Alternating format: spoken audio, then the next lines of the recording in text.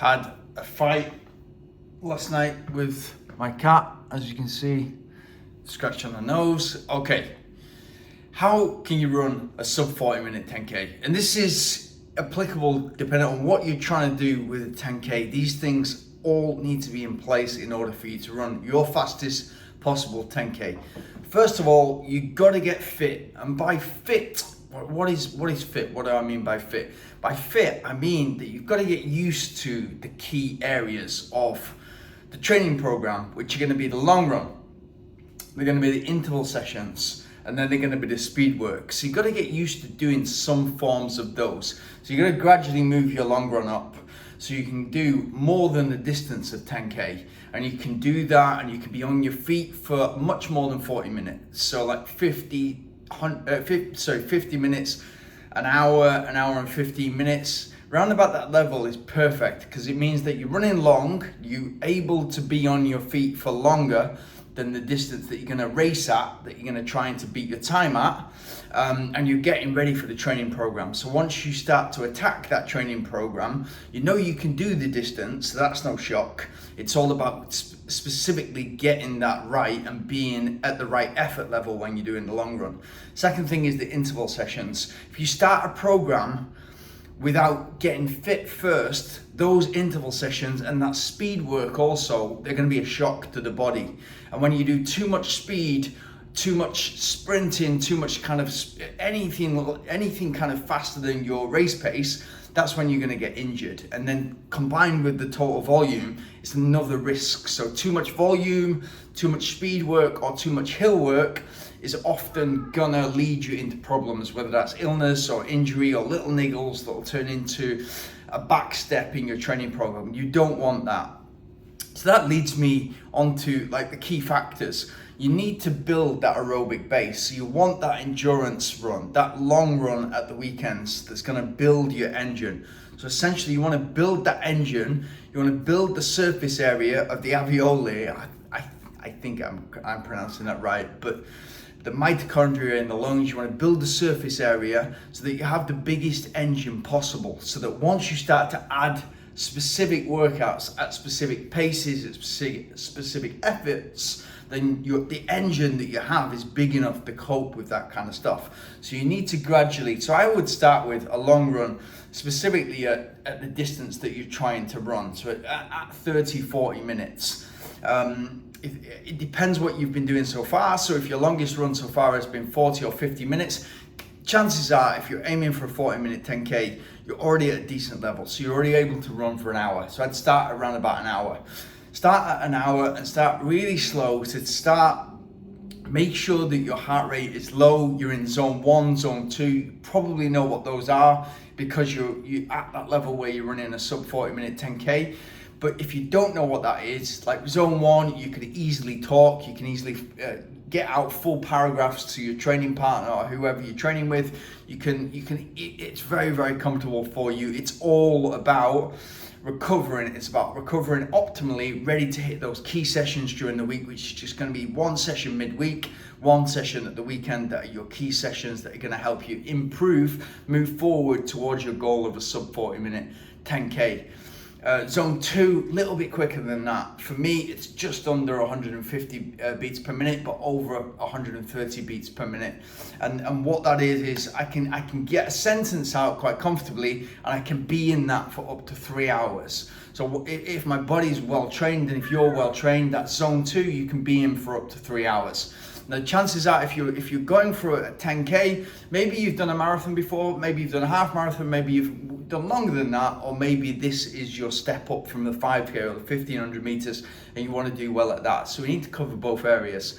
But it's essential that you build your engine, you build your endurance, you build your stamina, and get really good at that. So the distance is no issue for you.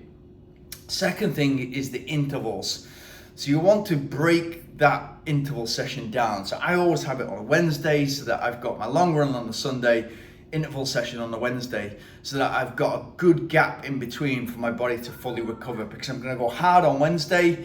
I've then got an easy days in between where I'm optimally recovering so I can go hard again. It sounds like when you do a long run, it's not necessarily going hard, it's going long. So you're still going to get that breakdown, that muscle breakdown, and you still need that recovery. So then I've got Monday, Tuesday ready to recover. And the long run, it's usually an easier breakdown unless I'm pushing it too hard, so that I can go hard again on Wednesday. So interval session, what do they look like if you're training towards a 10K PB? And so specifically sub 40 minutes. So to work back from the goals. So sub 40 minutes, obviously 4 minutes per kilometer.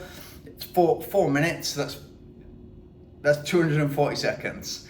And so that's per 100 meters, 24 seconds. So think about these things as you're doing your interval sessions. And I like to work in minutes. So I like to work, I would break that session down and start to work with 20 or 24 minutes as your total overall volume, but work the intervals in at 10% faster or 20% faster than the 10K race pace that you're trying to do. So 4 minutes per kilometer is your race pace. Then you want to be doing like 3:30 per kilometer, 3:15 per kilometer, 3:10 per kilometer if you can for shorter distances.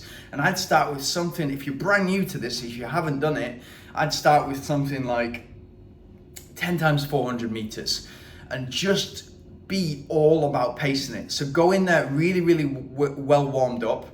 Don't have those first and second reps as a shock. So you gradually you're walking initially in your warm up, then you're jogging super slow, then you gradually, you're doing some dynamic stretching, and then you gradually getting your heart rate up to what it's going to be during the interval session. So if you're doing 10 times 400 meters, let's say you want to aim for the average pace to be 3:20 per kilometer, which is about 33 minutes 20 for 10K, then getting comfortable at that pace is going to make the second gear, your 4 minutes per kilometer, your 40-minute 10K, feel that much easier. So your running economy is going to get better and improve, but it's going to make your race pace feel easier, and you're going to get very, very comfortable very quickly at running 3 minutes 20 per kilometer. And start with 400 meters and then gradually move up. So maybe 10 times 400 meters would be your first week.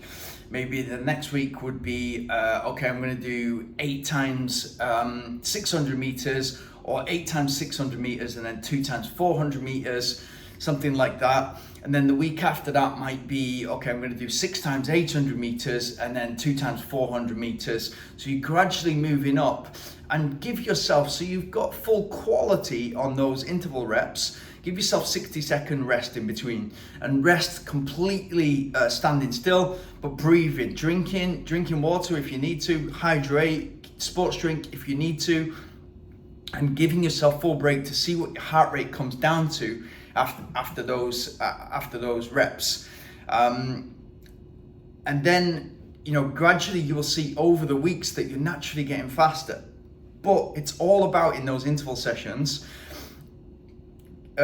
pacing them so that your first reps are the same kind of pace. So you're able to feel what does 3:20 per kilometer feel like, and am I able to push it further, or is my heart rate going too high and I need to bring that back? You want to be consistent throughout those intervals. So that you're getting the most out of that session. So you're finishing strong. You're not finishing like always. They always say to finish, you've got 10 times 400 or 20 times 400, whatever the session you're doing, always finish thinking you could do 1 or 2 extra. So you're not killing yourself, you're getting the most out of your body, but you do feel as if you can do another couple. And that means that you're not overstretching. Like if you're a competitive person, and especially if you're aiming for something like a sub 40 minutes, chances are you're a competitive person with yourself. And that can be a great thing, but it can also be a double-edged sword, because you want to do more because you feel that more is better when it's actually not. It's about doing the right amount of the right thing. So then, third thing to get right is speed work. So if you're working on your speed work, you're doing maybe 100 meter reps, 80 meter reps, 200 meter reps, and you're working on speed, and you need to gradually move up to this because it might be a shock to the body. Most people, even 5K runners, who have like getting involved in that park run, they're running on a regular basis, very short, like 5K. A lot of people won't do that top end speed work, so you gradually need to go into that. So what I'd suggest is you go out for a run, you warm up over the course of 2, 3, 4 kilometers, and then you do 10 times 80 meter accelerations. So you accelerate to a point where you're checking on your watch the kind of speed that you're doing, but it's not an all-out sprint. It's a controlled, and control is the key word here. It's controlled accelerations. So everything's straight. Your arms are straight.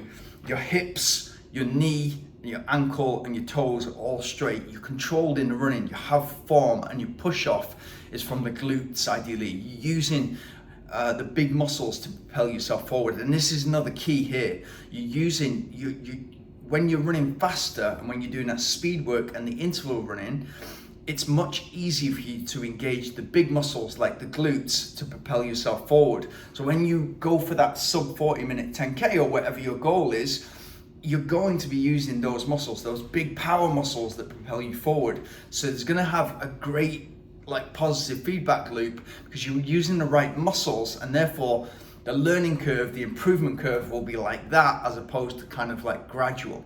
So super important. Get into it first, like 10 times 80 meters, feel comfortable, and then gradually just increase it. So 10 times 100, 120 meters, 10 times 150 meters, 8 times 200 meters, and feel what that feels like. You know, get to a point where, again, like the interval session, and there is a difference. The intervals are usually longer than the speed work.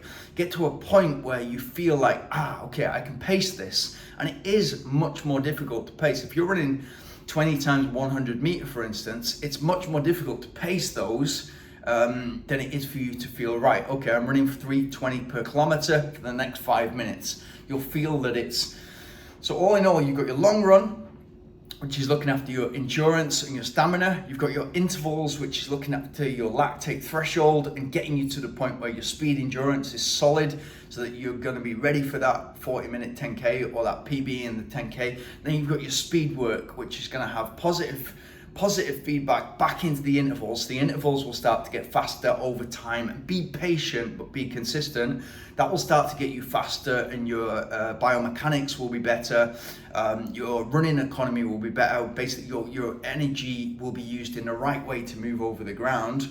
And that will also make your long runs faster as well, naturally faster for the same heart rate. So you'll see that all things improve. For the same effort, you're able to move faster over the ground. And essentially that's what running is. It's about learning to move as fast as you possibly can over the ground so that you have you're able to move towards that goal. And if that goal's for, sub 40-minute 10K, fantastic. That's a fast time. And from there, once you've inputted those 3 pillars, the sky's the limit, because then you'll realize that actually, all 3 are feeding into. So it's not just that you're moving forward 1% at a time. The results are exponential because the long run is feeding endurance into the interval session. The speed work is feeding speed into the interval session. Naturally, everything's getting faster and making you a faster runner. So you'll notice big jumps, especially if this is your first time putting real structure into your sessions. You'll notice big jumps that your 40-minute 10K, all of a sudden, like for 35 minutes, 36 minutes for 10K, it doesn't seem that hard. And you'll quickly realize that if you can run 320 per kilometer and you can hold that for 6 times 5 minutes, for instance, you'll very quickly realize that actually I should be aiming at more like 35 minutes or more like 33:20 per 10 kilometer, which at the moment, if your PB for 10K is 42 or 43 minutes, seems like a long way away. In actual fact, it's just around the corner.